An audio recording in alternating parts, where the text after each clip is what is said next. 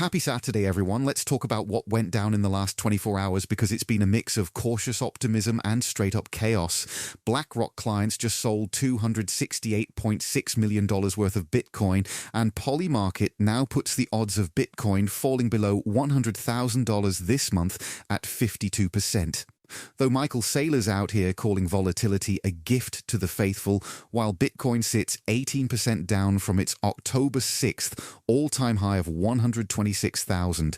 Speaking of perspective, Bitcoin was at $49,000 when Tesla stopped accepting it for payments, and now it's more than doubled to 106,000, which is a nice reminder of how wild this ride has been. On the institutional front, $11 trillion Charles Schwab says interest in their crypto products is surging with 90% more visits to their crypto site. And starting November 10th, small businesses can accept Bitcoin with zero processing fees thanks to Jack Dorsey's Square, which feels like a real step forward for adoption. Stripe-backed blockchain startup Tempo just raised a massive $500 million round led by Joshua Kushner's Thrive Capital and Greenoaks, while Ripple's planning to raise at least $1 billion to buy XRP, and Huobi founder Li Lin is launching a $1 billion firm to manage an Ethereum-focused treasury. The Trump tariff saga continues to twist and turn, with the president saying he could move up China's 100% tariff deadline from November 1st, then saying China wants to talk and we like talking to China, then saying no when asked if the tariffs will stand, while his advisor Hassett insists we're not in a trade war with China, even though the WTO chief is warning global GDP could drop 7% if the US and China decouple. White House advisor Hassett also mentioned that 3 Fed rate cuts would be a good start, and UBS just raised their year-end target for the S&P 500 to 6,900 from 6,600.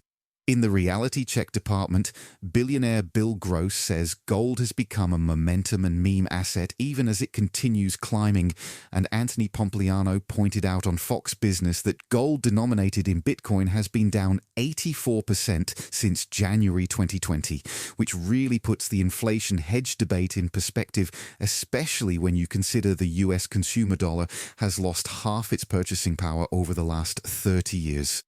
Japan's mega banks are getting ready to issue stablecoins for business use.